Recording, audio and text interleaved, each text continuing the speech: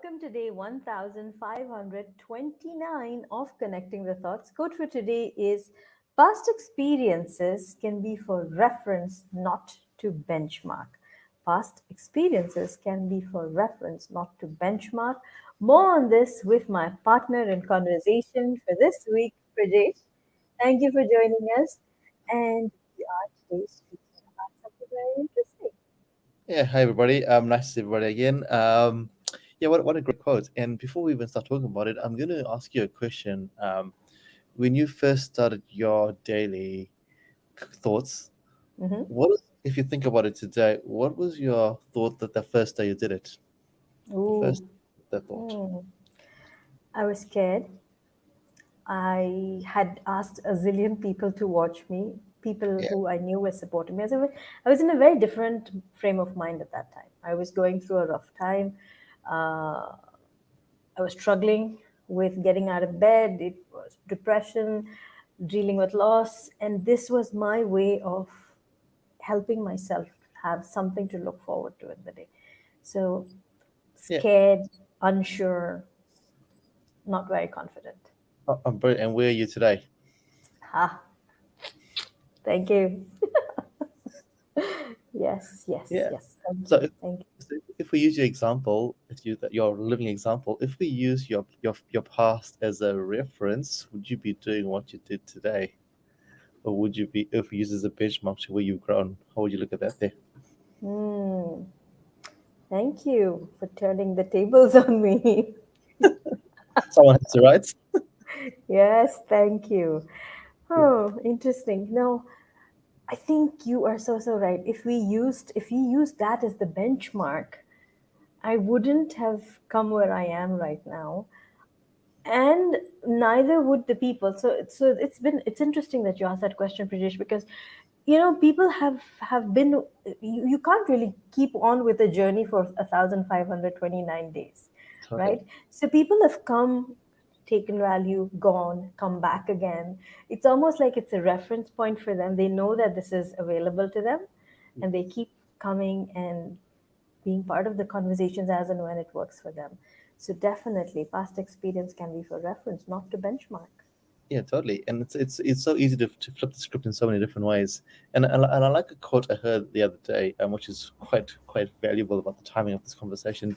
And the quote basically said, "Life can be understood backwards, but Hmm. you have to live forwards." Yeah. So if we think about our code today, about the past, if we use the past as a benchmark for everything, we won't grow forward. But if we go, Hmm. hey, well, how have we grown in the past days to do this here? Okay, now this is fantastic. Now I can grow forward from there, which which I think is a great way to look at things. Because lots of times, innately, we look at the past and we go, oh, it didn't work then, so it won't work now. It didn't happen then, so I won't do now. It happened in the Hmm. past. Oh, and that's the way humans are innately built, and this is where it comes from fear and values and things that we spoke about yesterday as well. Exactly. And this actually quote comes from a conversation I was having with my son.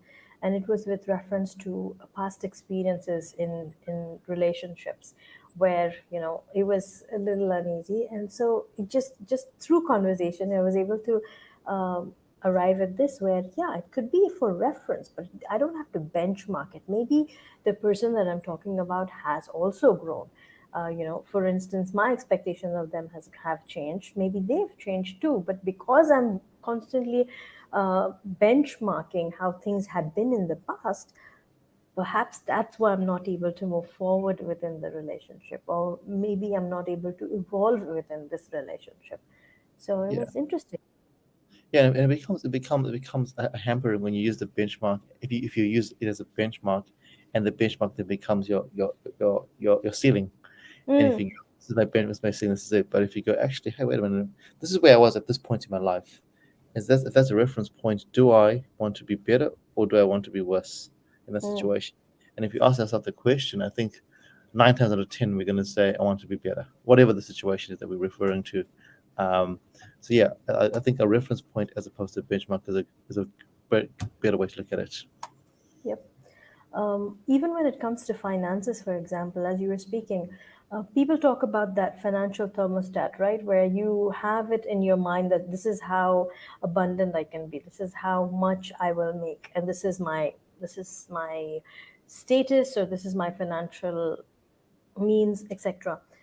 But if you are able to look past it, if you're able to look at it as a reference and say, okay, where do I want to go from here? What do I want to do with this? This doesn't have to be the case. What do I need to let go of so that I can look past this? Yeah, What definitely. limiting beliefs are there?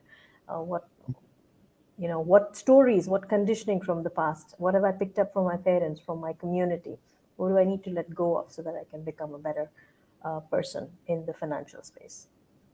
Yeah, and I like what you said there, because I think sometimes a lot of these experiences are based along values placed in us from other people, and we forget our own true value. Like you said, in the financial space, you have, according to XYZ standard, this means you're successful. But if you refer and go, A, okay, that can be A. If I benchmark against that, I'm always going to be struggling. I'm always going to struggle. Even if you meet the benchmark, then you're going to find another benchmark and another benchmark and another benchmark. But if you use a reference from the past and go, hey, 5 weeks ago, let's just go 5 weeks ago, I didn't have $100. Now I have $100. Wait a minute, that's awesome. So I've actually gained. But if you go 5 weeks, I don't have $100, and you benchmark and go, I should have had $200, you're always going to be sad, even if you made the Yeah, $100. yeah. So it's yeah, I think the reference point is got to be on your compass in your life, as opposed to Mm, a benchmark based on other people, true. other perceptions. Yeah, Yeah, because it can always be subjective, right? it's Because like yeah, success itself is so subjective. I could look at this conversation and I say, I have had the most awesome conversation, and I am very happy with the way my day went. And yes, somebody might look at my day and say, oh, but you didn't do this, you didn't do this, you didn't do this in your to-do list. So where are you? That doesn't matter, as long as I am satisfied, as long as I feel like, yes, I have ticked off some things that are priority to me, that align with my values, like you were talking about yesterday. yeah, I think that's an accomplished day for me. yeah, and I think it's also awesome to bring the fact that our past is part of our life, Hmm. but it's also how we choose to view the past, Hmm. both subconsciously and consciously. And I think it's a perception, because we can't just say the past is the past, yes, but we also have to acknowledge the fact that the past has influenced some part of our life. And if we acknowledge that, and a lot of the clients that I work with, sometimes, as a coach, you're not meant to go to the past, but sometimes you have to make them awareness of some past behaviors Yep. that have got them to where they are before they can make change. And so we go back to, okay, cool, your past was your benchmark. If you keep referring to that benchmark there, you're not going to grow. But if you use this as a reference point to where to start from, then we can make lots of change Definitely. forward. Hmm. Yeah, so I like the fact, if we reference the past as opposed to benchmark the past, we get a lot more growth.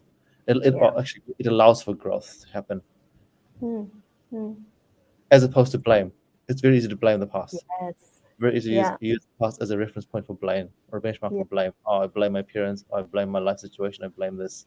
And so for some people it is tough, but Hmm. but it's easy to blame as opposed to reference and go, actually, where have I come to now? Yeah. So we've been looking at the word reference quite aggressively. Let's also look at what happens when you make it a benchmark. Yeah, Yeah, because if you look at it as a benchmark, then I think like you rightfully said, it becomes that ceiling. It becomes a box that you're putting yourself into. It constrains you. It yeah, totally, totally. it just says that that's how it should be. Yeah, and I think that's why benchmarks are a bit dangerous, because when you put the benchmark, who has set that benchmark for you? Have you set it for Mm, yourself? Why have you set it for yourself? And what is it based on? And it's a bit like in an organization, you have these benchmarks. But yeah. if you just reach the benchmark, actually, I'll rephrase it. Let's talk about, I work in education. So, for example, in New Zealand, to get into university, there's a certain benchmark you have to achieve. Now, if you get that benchmark, that's the bare minimum. But if you get above that, so you have young people that get the benchmark, okay, right, they come to university. But then you have those that get above the benchmark, who have a different driver to Mm, come to university. So when you set yourself the benchmark, is it just you limiting yourself to say, okay, I've just reached the bare minimum, and that's all good, mm, and there's no opportunity for growth. But if you challenge yourself and say, actually, there is a loose benchmark, but I'm going to go above that. I think that changes the point. And I think it's important to have some sort of benchmark, but not let that be the be your end and end all. Exactly. And looking at what you said about coaching and people not, you don't really refer to the past, but I think it's also important to understand what's in your bag. It's What are the experiences that probably aren't serving you, but taking up space in your bag. totally. An example I like to give is when you're traveling. So suppose if I were to fly down to New Zealand right now, of me, or right now, maybe a few weeks ago, it was super cold, right? Yeah. I'd have to carry huge, heavy sweaters and coats, etc., to keep me warm. But Yeah. if I was flying from New Zealand to Dubai, where I am right now, it is close to 50 degrees Celsius. So you don't need those. They're useless to carry that heavy baggage. I might as well carry other things that are useful for the summer. So you need to understand where you're going. You need to understand what's in your bag. You need to understand what you need to get rid of, or keep aside for another time. Maybe not Exactly. completely get rid of because coats come expensive. Yeah. Keep aside for another time, and then travel accordingly. Exactly, totally. And it all comes down to context, right? Yeah. If you put yourself in the context, whatever context you're in, that affects or it dictates which way and how you do things. But if we use the same context, the same paintbrush for everything, we're going to have a terrible picture. So it's important to change Hmm. the paintbrush according to the situation that you're in. True that. True that. Thank you, Pradesh, for a lovely conversation. Right. Is there anything that you'd like to share in closing comments before the morning So tea for you? I just think humans we base ourselves on habits. Habits are part of our life whether we like it or not, and it's important for us sometimes to just sit down and think about are our habits serving us or they're not serving us. And a bit like I Hmm. said yesterday, my belief is there's no such thing as good or bad. It's just am I growing forward or am I growing backwards? Is it serving me or not serving me? And I think the Hmm. minute you start putting the words good and bad to anything, then you start feeling guilt. There's emotions attached to them, and if you just Yeah. go, "Is this habit serving me or not serving me?" and then you make the decision and you go What forward you that way. like to do with it? And I like But how you brought in the word habit. So I'm very tempted to segue into inviting people to join my 21-day habit building program. Which is, beautiful. yeah, so thank you. So 21 days of daily tasks. So really, really tiny things that you can do for yourself. Build the habits of success, because that's how successful people think. There are certain things that they do, and that's what this 21-day journey is going to give you the opportunity to do. I've got some early bird discounts going on and for the summer. So if you'd like to join with a friend, that's the link is in comments and also in the description of the video. I have also shared Prajesh's the book that he has written about overcoming procrastination. That's already on the link on our previous video, and I will also include them in all the videos that Prajesh has been with me through this week. So thank you so much. Thank you very much. Can I add one more thing? One about Yes, habits. please. Yes, yes. I said that habits are, we look at them, but when you look at them with someone who's a coach or someone who's trained in that space, there, it becomes different because they're looking from a different perspective. Because sometimes we tell ourselves our own story. So a challenge like yours is fantastic because it allows you, someone from the outside, to look at you without any judgment or fear. So I encourage people to do that because it's just a great way to benchmark where you are as a reference point to where you have to be. I like that. I just thought, reaching 1,500 days, what was something that I could do different? Because, like I said, people have come, joined the journey, taken value, left, come back again. So I just thought, what is one way that I can kind of evolve my own conversations? And I thought, what better way to give people a taste of consistency and see the power of impact for it firsthand, and just figure out how it has been for me Yep. all these days, and how it can be for you if you because my second star speaker was very interesting. He's towards the end of it, on the last day, I said, so what are you going to do at this time every day now? So he says, actually he himself said, I had kind of earmarked this time for you every day through the week, and I've realized if I take out these 15 minutes in a day for 5 days, nothing really changed in my life. So I can use these 15 minutes to go for a swim, or to Yeah, exercise, which means I had this pocket of time. I just didn't use it for myself. And because I've used it for myself, I'm now going to use it as a reference and utilize it better in coming days through the week. totally, totally. I mean, we all yeah. And we can keep going deep into that whole time Yeah, conversation, but which is absolutely. Yes. fantastic. So thank you once again. And guys, if this conversation has been of value today, British, what should we use as the affirmation for today? I am. I yeah, this is a great one, isn't it? I am. hmm,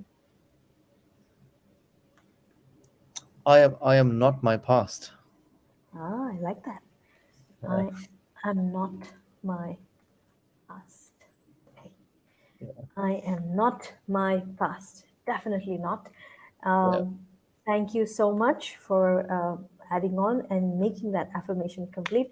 The power of I am, whatever you say against this, is what you are. So I am not my past, which means I am my present and I am in the now. Thank you so much, Pradesh, for joining us. And guys, if this has been of value to you, give it a like, share, subscribe if you haven't already. And until tomorrow, keep smiling, keep shining, stay safe, and thank you for connecting the thoughts with me. Thank you so, so much.